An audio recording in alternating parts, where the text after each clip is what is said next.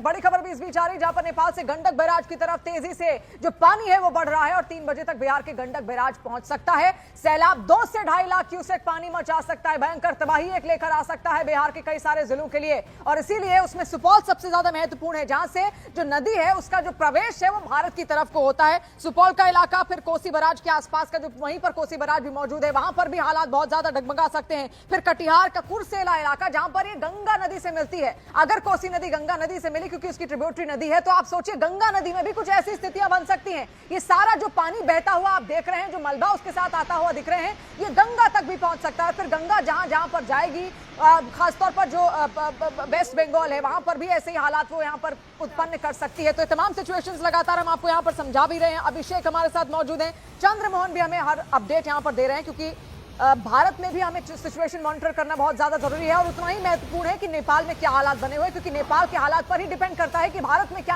हालात बनेंगे।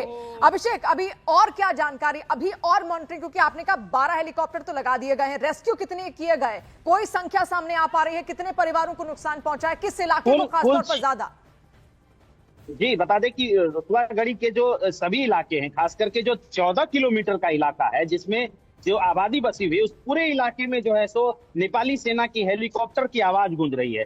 हम सेना के ही सोर्स से विजुअल ले रहे हैं और उसके द्वारा आप दर्शक भी देख रहे होंगे कि पानी की जो सैलाब है, उस सैलाब में नाव का तैर पाना जो है वो मुश्किल है, क्योंकि एनडीआरएफ और एसडीआरएफ की टीम इसमें नहीं तैर पा रही है। हवाई मार्ग के द्वारा रेस्क्यू किया जा रहा है। और खास करके जो ये पानी जब नेपाल के 3 जिलों में आएगी, जो चितवन है, हमारा नारायणगढ़ है, इन सभी जिलों में भी जिला जो डीएम होते हैं हमारे इंडिया में, तो यहाँ चीफ डिस्ट्रिक्ट ऑफिसर होते हैं, उन्होंने तटीय इलाके को खाली करने का जो है तो ऐलान कर दिया है।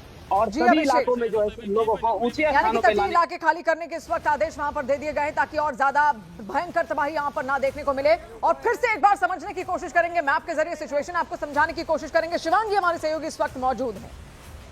और देखिए शिवानी, सबसे ज्यादा ये समझने की जरूरत है, दर्शकों को भी हम बार बार मैप के जरिए ये दिखाने की कोशिश कर रहे हैं कि कोई भी ऐसा बैराज नहीं है या फिर कोई भी ऐसी बैरिकेडिंग नहीं है जो इस वक्त इस पानी को रोक सके। नेपाल के रसुआ की तरफ से ये बाढ़ का जो पानी है ये लगातार आगे की तरफ बढ़ता है और आया कहां से है? तिब्बत की तरफ से। और इसके बाद में नुवाकोट के बाद में अब ये चितवन से होते हुए भारत में एंट्री करेगा और सबसे करीब जो इलाका है वहां पर चंपारण, पश्चिम चंपारण से सीधे लगते हुए चितवन की सीमा जो है वहां पर ये पानी आ जाएगा। तो देखिए 2 घंटे का लगभग अनुमान जताया जा रहा है कि 2 घंटे के अंदर अंदर बिहार की सीमा में ये जो लाखों कुएं से पानी है जो कि तिब्बत से होता हुआ ग्लेशियर फटने के बाद आया है, वो भारत में एंटर कर सकता है। यानी कि तिब्बत की तबाही देखिए, नीचे की तरफ ये पानी आ रहा है और इसीलिए इतना तेजी से ये बढ़ता जा रहा है। और जो भारत की सीमा है जो कि नुवाकोट, धादेड़ और साथ साथ चितवन के इलाके से लगती है। अब चितवन ऐसा इलाका है, रसुआ में पानी आया, नेपाल का सीमावर्ती इलाका, जिसके बाद चितवन जो कि भारत का सीमावर्ती इलाका है नेपाल में, और उसके बाद बिहार से लगता हुआ यहां पे जल्द ही 2 घंटे के अंदर अंदर ये तबाही का मंजर देखा जा सकता है। शिवानी जी, तस्वीरें भी लगातार हम यहाँ पर शिवांगी देखिए दर्शकों को इसीलिए यहाँ दिखा रहे हैं क्योंकि इसका प्रभाव अब भारत पर भी पड़ेगा और भारत में भी यहाँ पर अलर्ट जारी कर दिया गया है। आसपास के कई सारे इलाके हैं जहाँ से कोसी नदी बहती है और वहां पर सबसे ज्यादा इस वक्त सिटी मॉनिटरिंग की बनी हुई है और इसीलिए डीएम भी वहां पर, उनकी अलग से एक मीटिंग यहाँ पर कराई गई ताकि निर्देश जारी कर दिए जाए, जो लोग आसपास वहां पर मौजूद हैं उस नदी के, वो सुरक्षित हो जाए। 4 अलग अलग तस्वीरें आपके सामने, ये नेपाल में सैलाब से जुड़ी हुई तस्वीरें आपके सामने हम रख रहे हैं, जहां पर कुदरत का पूरा कहर है। सैलाब में पूरा पुल बह गया, कई गांवों का संपर्क आपस में टूट गया, कई शहरों का संपर्क आपस में टूट गया है। पहाड़ी इलाकों में सबसे ज्यादा ये नुकसान है। हाइड्रो पावर प्लांट वहां पर तबाह हो गए हैं। रास्ते में कई सारे हाइड्रो पावर प्लांट वहां पर मौजूद हैं जो तिब्बत से होते हुए नेपाल की तरफ को आगे बढ़ते हैं, उनको नुकसान पहुंचा है। तो ये 4 अलग अलग तस्वीरें आपने देखी, अभी 2 अलग अलग तस्वीरें आप देखिए। चीख पुकार मच गई थी क्योंकि आवाज जो कलकल है उसकी इतनी ज्यादा भयंकर होती है कि आप डर ही जाएंगे। आपको लगेगा कि आखिर क्या हुआ अचानक से। और सुबह 9 बजे का ये समय था जब लोग अपना रोजमर्रा का काम करने के लिए घर से बाहर निकल रहे थे या घर में ही मौजूद थे, लेकिन तभी भयंकर सी तबाही और बिल्कुल ऐसा लग रहा था कि उनके पास कुछ आ रहा है। तब ये चीख पुकार वहां पर लोगों की मच गई और आप देखिए पूरा फ्लैश फ्लड कैसे नीचे की तरफ को धकेलता हुआ और ज्यादा आ रहा है। तिब्बत से होती हुई पूरी जो नदी है वो नीचे की तरफ आती है, नेपाल में आती है। ये मध्य हिस्सा है कोसी नदी का जो कि नेपाल में बहता है, फिर बाकी का जो हिस्सा है वो जो एंडिंग पॉइंट है वो भारत में बहता है, भारत में गंगा नदी से मिल जाती है और गंगा नदी फिर आगे की ओर इस पानी को यहां पर ले जाती है। तो पूरा असर गंगा नदी पर भी दिखेगा, फिर ये पूरा असर आपको कोसी नदी का तो दिखेगा ही दिखेगा, नेपाल से के अलावा भारत के भी कई इलाकों में दिखेगा, जिसमें सुपौल मौजूद है, कटिहार मौजूद है, जहां पर मिलन होता है गंगा और कोसी का। वो इलाके भी सबसे ज्यादा इस वक्त डेंजर पॉइंट में ही आप कहिए वहां पर बन सकते हैं, क्योंकि बाढ़ की सिचुएशन आ सकती है। तो पानी को कैसे रोका जाए, या फिर पानी को अगर वो आ भी रहा है तो लोगों को कैसे अलर्ट किया जाए, उसकी मॉनिटरिंग सबसे ज्यादा जरूरी यहां पर हो जाती है। और ये बड़ी खबर है, क्योंकि इसमें यह भी कहा जा रहा है कि 1000 लोगों के बहने की खबर है। 12 हेलीकॉप्टर्स लगा दिए गए हैं, फिर रेस्क्यू टीम्स अलग अलग जगहों पर मौजूद हैं। उनके लिए भी रेस्क्यू चलाना इतना आसान नहीं है, क्योंकि सब जगह कीचड़ कीचड़ हो चुकी है। कई सारे परिवार इसमें बह गए हैं। जो बह गए हैं उनका आंकड़ा जुटाना भी उतना ही ज्यादा चुनौतीपूर्ण बना हुआ है, क्योंकि बड़ा हिस्सा एक बहता हुआ वहां दिखाई भी दिया गया।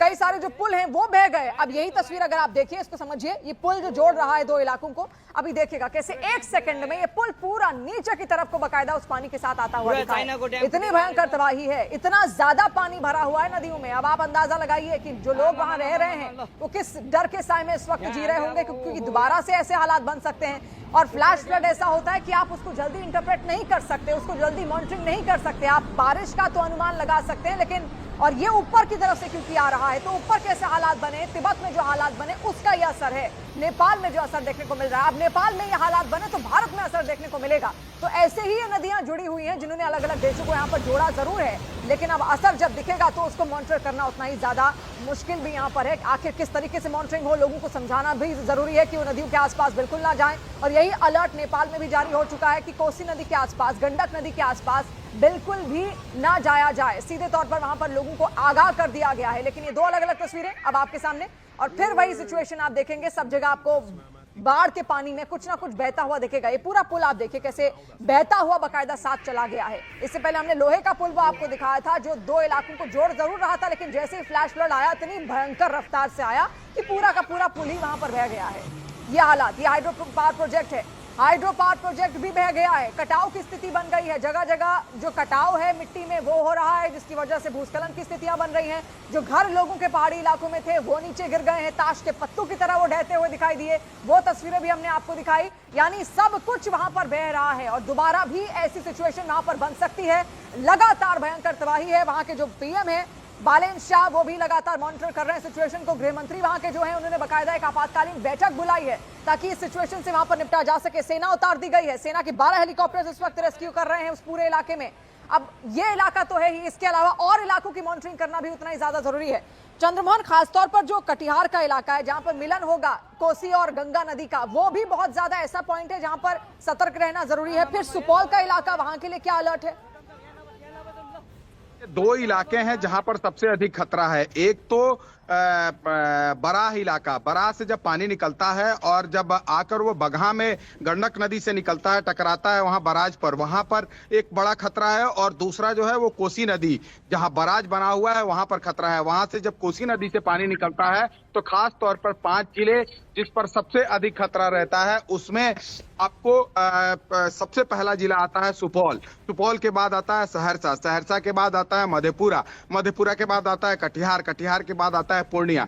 5 जिले जो है वो लगातार एक दूसरे से जुड़े हुए हैं। तो ऐसे में जो कोसी इलाका है, इन सभी जगहों पर खतरा बना हुआ है। और दूसरा जो इलाका है, जो गंडक का चैनल है, वहां पर सबसे अधिक खतरा जो है वो बेतिया जिला का बगहा है। उसके अलावा मोतिहारी जिला है। जब ये पानी आगे बढ़ेगा तो गोपालगंज में, और गोपालगंज से जब पानी घूमकर छपरा की ओर आता है तब एक बड़ा खतरा इधर छपरा से जब पानी आगे निकलता है सोनपुर, और सोनपुर के बाद फिर पटना, पटना के बाद फिर आगे बढ़ते हुए ये मोकामा होते हुए पानी आगे जाकर और बंगाल में के खाड़ी में